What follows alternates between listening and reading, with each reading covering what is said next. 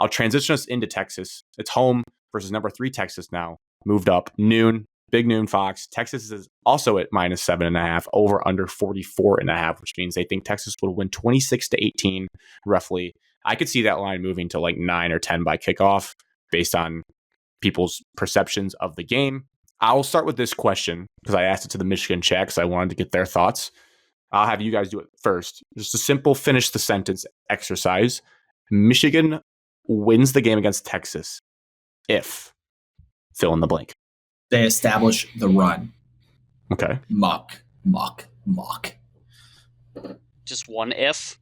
Just your biggest if. We can talk about more ifs, but like There's if someone came to you and said, but and they said, "Wow, Michigan pulled the upset on Texas. What happened? How did they do it?" Alex, they generate double the turnovers than Texas. That's a good one. I do like that.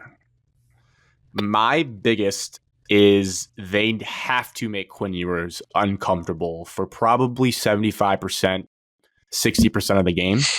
That doesn't mean sacks. That just means moving him off of his spot, because I did watch the Colorado State highlights and that team is super athletic. And if you let him stand back there, they have like 5 different weapons he'll just dump the ball to, and then good luck tackling them in space. They are insanely talented. And I knew Isaiah Texas Bond didn't have weapons. Wasn't that a conversation like last week that we had? Someone said they don't have weapons. Maybe this might have been. Maybe we made comments about like losing the draft picks like Xavier Worthy and stuff, but I think it was some Michigan fan here that said that Texas had no weapons. I was like, they have skill dudes that are good. It could have been me because I was still like when you have all the transfers, you want to see what it is. But Isaiah Bond, we know he's good. The Silas Bolden kid from Oregon State had a touchdown. The kid that's scary as hell is they have this kid, Marcus Golden, I think, from Houston, who kind of is like Branch from USC. That kid's a problem. I knew Jaden Blue. They lost all their running backs, but Jaden Blue is still a really good player. Yeah. If you let him stand back there, he is going to carve you. I basically said this has to be, for Michigan to win, has to look as close to the Rose Bowl as possible, where you rattle Ewers from the jump and you just pray for dear life that you get a couple short fields or you get some good field position. You can punch in some field goals or touchdowns, and they never really get comfortable, because if you let them get comfortable whatsoever early in the game, especially, you're cooked, because they will just do whatever they want to do passing the ball in space. Yeah. Weirdly, I don't feel like I'm not a Michigan fan. I wouldn't, as a Michigan fan, if I was a fan, feel nervous about the defense like you had said earlier. Like, I'm not worried that Texas is going to put up 45 points and Michigan's going to be like cooked. Like, I think their defense is too talented to do that.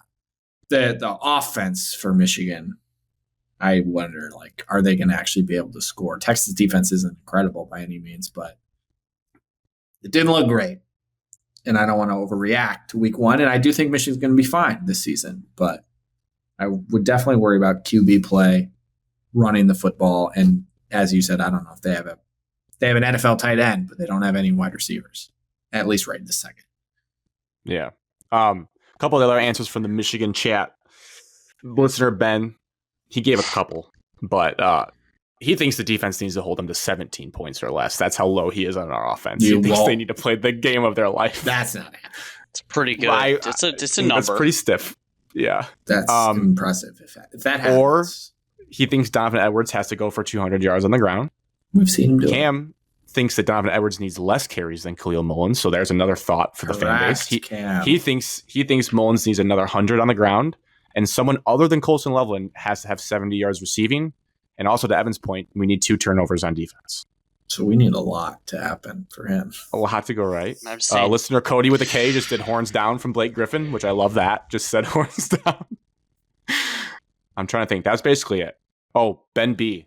Need Zavada, the kicker, to look great again. Shout out to him. Speaking of the good, that guy's a weapon. Two totally different teams, but I think if I was a Michigan, I'd feel a little bit better. But the Alabama game from last year is just always in the back of my head. They went into Alabama last year and carved up Nick Saban's team. Yeah. Terry and Arnold, Kool-Aid McKinstry, Malachi Moore. If that never happened, maybe I should be worried about Michigan's defense. If that never happened, you'd never have like proof of like they can do it on the road. But like the big house isn't that scary to play in. The defense, I think, will be all right. It's amazing out. I don't know. Come on. Yeah, great. Everybody get your. It is going to be a little chilly, tomato juice, which I like for us. It will be for us. chilly on Saturday. They're probably going to welcome that because it's so hot here. They're going to love that. No, they're going to make it a little cold and be in their long sleeves. If they come out in baggy white long sleeves and their white uniforms, you guys are losing by 60. How can you get like weird things to happen? But the offense, I don't think the offense can hold up. Like Oklahoma, that is going to be a hot uniform game. Wow, one of the best of the year. It's going to look good. I just don't know. It's probably the biggest non-conference Michigan football game ever. Besides like top 10 like Notre Dame matchups, it's besides that biggest. Like first under the lights game where they won. Stat of the day: when was the last time Michigan was an underdog at home? 2015 against Michigan State. That was a bad guess because you know ball. I think you just rushed that. They were favorites in that game, Alex. Oh, they were really bad. Wisconsin, COVID year? It's 2021 Ohio State. Yeah, I was going to say it wasn't as crazy as you thought, but you made it seem like it was some crazy stat. Why would you do something like that? You jinxed us. I don't know. You could have gone back to any Ohio State game at home in the last. I figured that they would have been favored last. Oh yeah, last year they were. Yeah, I guess I forgot that Ohio State beat them like a billion years in a row, and we all thought they never would win. You did, especially. Yeah, I didn't think they would ever win. Cam had a good point on the game night. He said we should put Will Johnson at wide receiver. Travis Hunter can do it. We need a weapon. Put him out there. You got to have some receiver in your program that's good. I mean, we have guys on. You could use Andrell Anthony right now. Where's that kid? He was coming back from his ACL injury at Oklahoma. He got hurt last year and missed the whole year. You could use Ronnie Bell for an 8th year of eligibility. We have his brother, though, and he looks just like him. Doesn't play like him. Yeah, he had a pretty good game. For speaking of, like, he had a couple catches. 2 catches for 18 yards or what? Yeah, but like compared to everyone else besides Loveland, I mean, Loveland can carry a lot. Evan will never compare him to Brock Bowers, but I mean, he looks pretty similar to Brock Bowers running around a football field. Bowers was the best college football player last year. I don't think Colton was the best college. Drafted him earlier today. Better be good. My main keys for offense. I do think you need a big game from Donovan Edwards. You need him to hit a play or two that scores, not gets to the 2 and puts it in the offense's hand and going like you need to score with him on his big plays. The biggest thing when you're watching this game, if Michigan is in 3rd and 6 or less, we're looking okay. Like we can manage that with Davis Warren or Orji if we want to run or pass and do a short 4th and 1 depending on where we're at on the field. But if you're 3rd and 7 or you're 3rd and 8, you're 3rd and 9, 3rd and 10, just kiss it goodbye because then you're asking a kid to do too much too early in his career. JJ could get better at that at the end of his career last year, but that's not what this offense is built to do. So that's the key marker there. I think the thing for me is like, I think this Orji Warren thing can work. It's just like, well, I should say this. When Orji rolled out to the right and bounced that ball in the dirt, I did think like maybe this guy can't throw, but I've seen him throw in the spring game. That was said on the back deck of the fantasy football draft. Rightfully so. That looked like me rolling out at West Haven thinking I could sling one. And it's just like, oh shit, like that skipped to his feet. But I know he can throw, and even if it's like a Milrow, just throw it and let someone go get it. The problem is we don't have guys that can run underneath the ball 50 yards downfield and just go make a play happen. We don't really have that. But if there was ever a game to do it, you either need to actually let him fire one deep against Texas or start using him towards the end of that A&M game. They started running these plays with Riley Leonard where they would just pull both offensive linemen to the left or right, and it looked sweet, and it worked for like 10-yard chunks. Quarterback power. You just ride that with Orji and like make it hard with him and Mullins for a drive. Like I would not want to tackle those guys in the 3rd and 4th quarter if you just did that over and over again and then try to set up a shot play or whatever trick play you have to hopefully sneak a touchdown by them.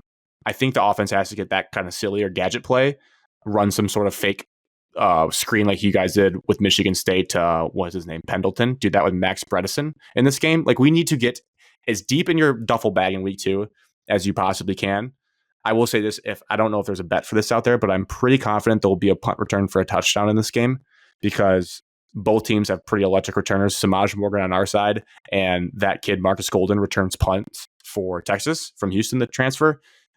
in these games, there's always kind of a funky play like that. I think there'll be a punt return for a touchdown.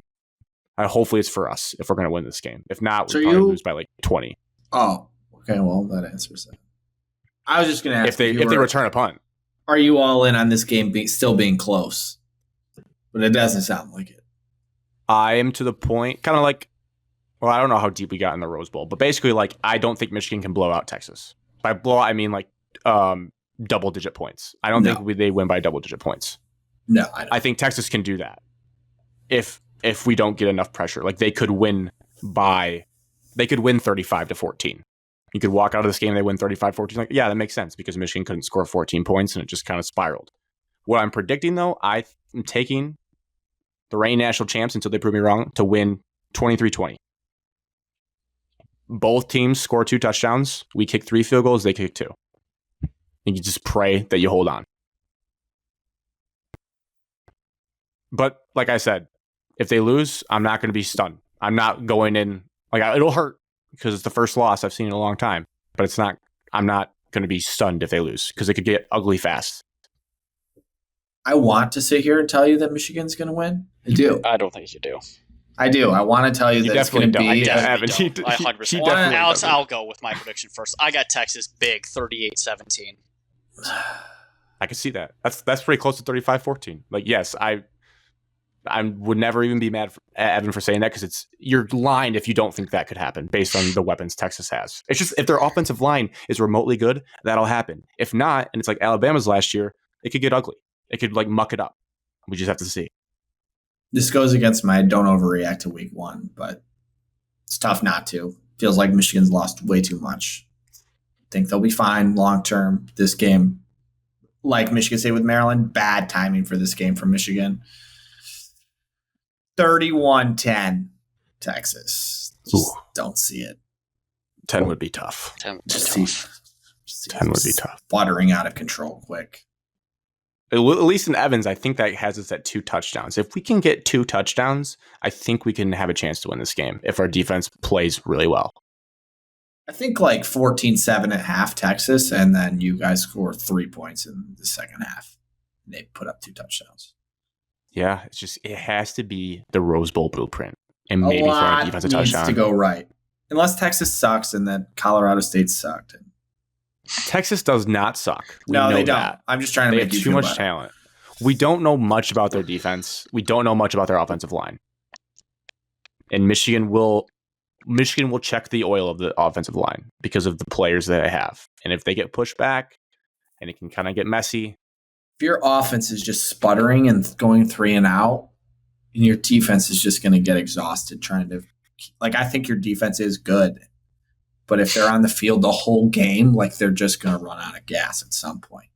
This could be like the Michigan-Ohio State 2016 game where like Texas is the better team, but maybe we know Quinn Ewers, he's a great player, but he's a very confident player, which is good, but also can be bad in trying to fit balls in certain areas that don't need to go there at the time. You need some picks. That's what I'm thinking. We're like, Wilton Speight threw 2 picks to keep Ohio State in that game and then ended up going to OT and they pulled it out. Like that's the kind of stuff that we need where we are not the better team all day, but we just get a couple of those plays.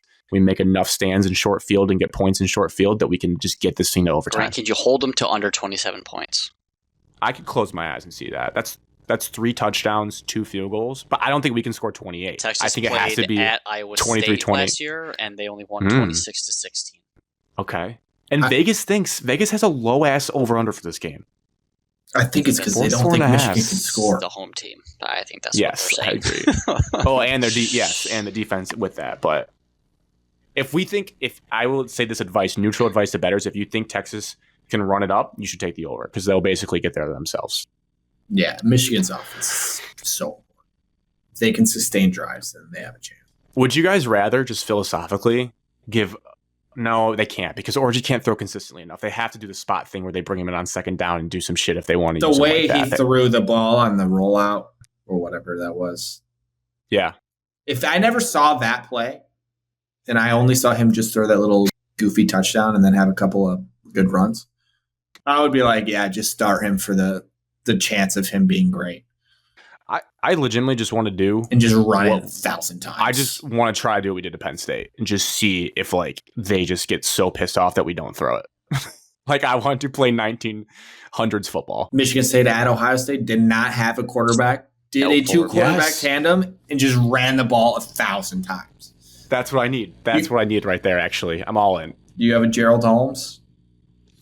Yes. LJ Scott. You also have to have an offensive coordinator and head coach just refuse to give it to the best running back in the country, though. And a top 7 NFL draft pick at left tackle. Miles Sanders is pretty good, but I don't know if he'll be top 7.